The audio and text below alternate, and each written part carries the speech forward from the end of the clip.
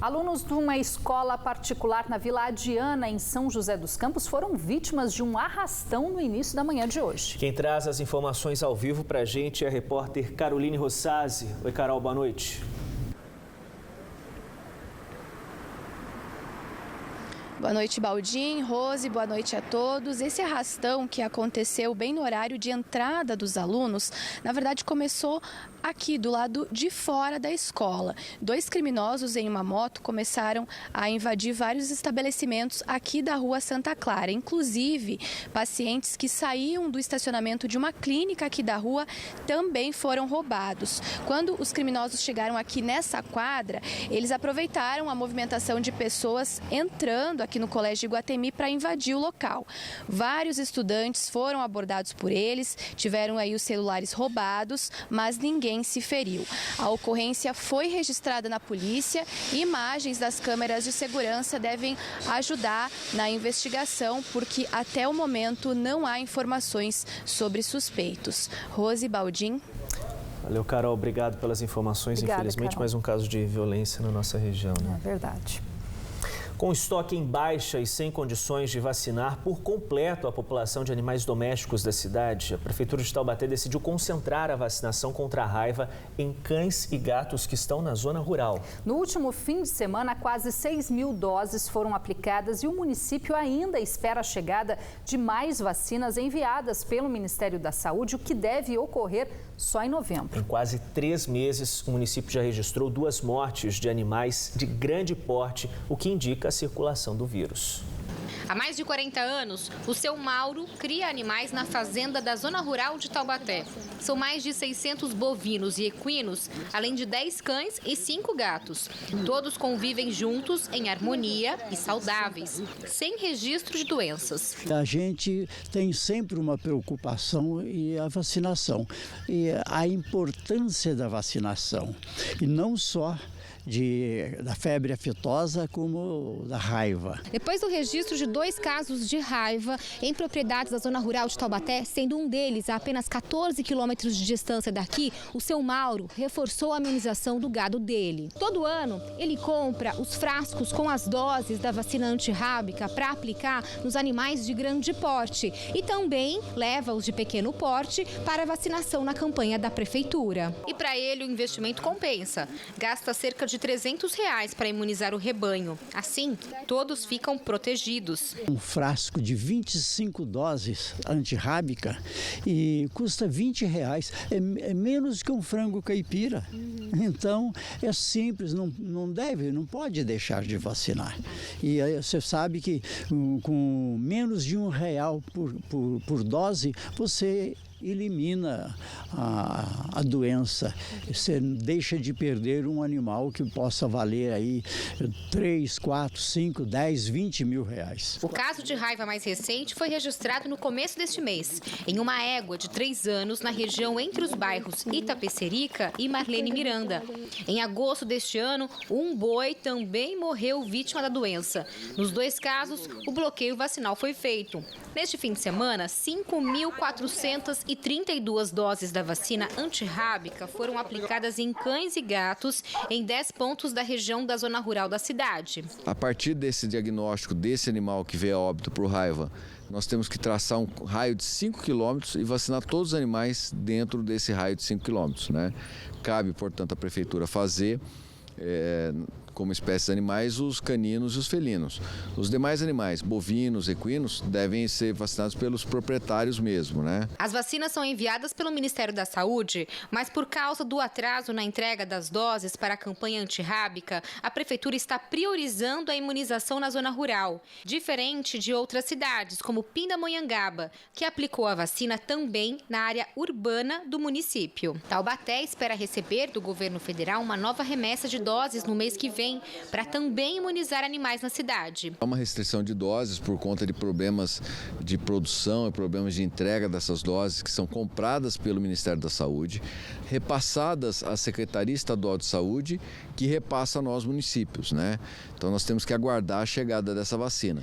Foi nos prometido que para novembro a gente deve ter alguma novidade com relação a isso. A importância da vacinação é para proteger os animais e também os donos contra a doença transmissível e que mata. A raiva é uma doença infecciosa aguda causada por um vírus que compromete o sistema nervoso central. Pode afetar todas as espécies de mamíferos, incluindo o homem. Uma vez contaminado tanto o animal quanto o ser humano, não há cura. Esses animais, os animais e o ser humano evoluem para óbito. Casos de cura em seres humanos são muito raros. A maioria das cidades da região registrou baixa adesão durante o dia D de vacinação contra o sarampo realizado no último sábado. Em Taubaté, cerca de 370 pessoas procuraram os postos de saúde, mas apenas 59 crianças foram vacinadas porque estavam com a carteirinha desatualizada. Em Jacareí, foram 76 doses aplicadas nas 4 unidades de saúde. Em São José dos Campos, foram vacinadas 196 crianças contra a doença. É importante lembrar que esta é a última semana da campanha de vacinação contra o sarampo para crianças de 6 meses até 5 anos de idade.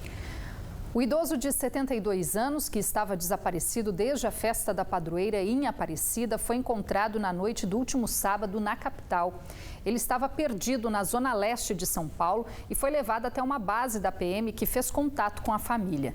Merentino Braz da Silva contou que pegou, por engano, um ônibus de Aparecida até a capital na tentativa de voltar para casa em Guapiara, interior do estado. O idoso passa bem. E a semana ainda continuou com condições para novas pancadas de chuva na região, com previsão de raios, trovoadas e ventos mais intensos. Os detalhes no mapa.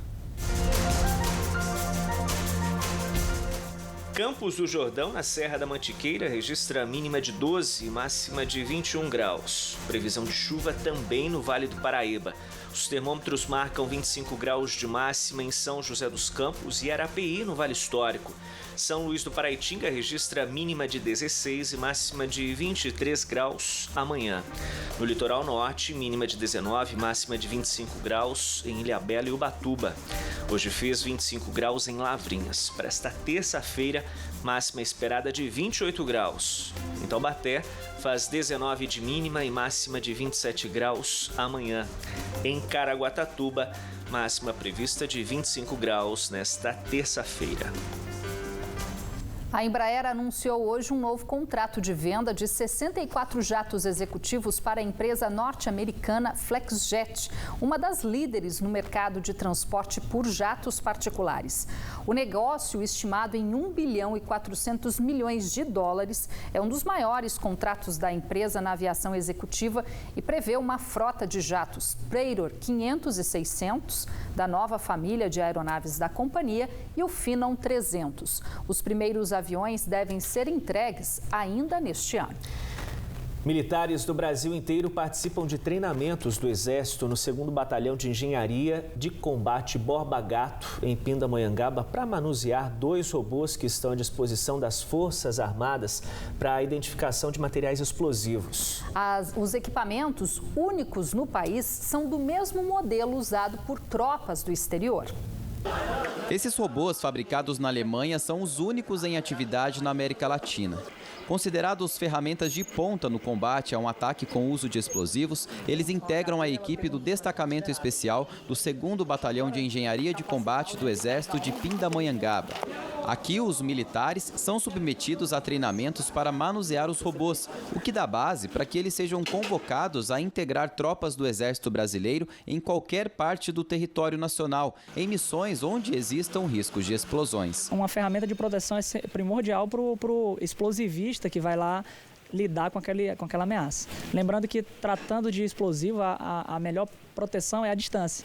E com o robô a gente ganha essa distância, porque a gente consegue operar 1 quilômetro de distância sem ter que expor lá, né? O treinamento para operar os robôs dura 6 semanas e hoje apenas 30 militares em todo o país estão aptos para operar os equipamentos. Metade deles fica em Pindamonhangaba.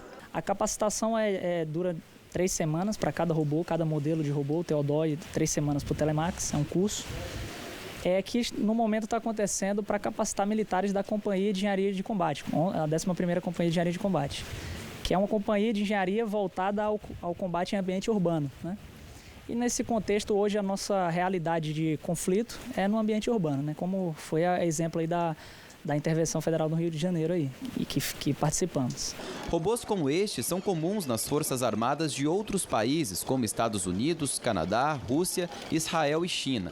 No Brasil, por exemplo, os equipamentos já participaram de missões do Exército, como nas Olimpíadas, mas não chegaram a ser usados porque não houve registro de suspeita de artefatos explosivos.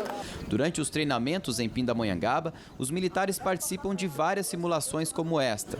Nela existe a suspeita de um explosivo dentro da caixa. Depois de investigada a ameaça e identificado o artefato, então é hora de colocar em prática a medida de desativação da bomba. Acionamento de carga! Fogo! Fogo! Fogo! Câmeras acopladas nos equipamentos permitem que as operações sejam realizadas mesmo que os robôs não estejam no campo visual do operador. É possível, por exemplo, identificar e agir sobre uma possível ameaça a pelo menos 1 quilômetro de distância. Pesando em média 370 quilos, o robô Theodore tem a capacidade de mover do lugar um veículo de passeio ou ainda levantar uma carga de até 100 quilos. Consigo realizar investigações como raio-x, consigo identificar que tipo de incidente tem dentro de um local que eu não esteja visualizando. Eu tenho ferramentas de acesso, eu consigo abrir fechadura de veículo, abrir porta, quebrar vidro. Então é uma série de ferramentas que dão capacidade no ramo de desativação de artefatos explosivos.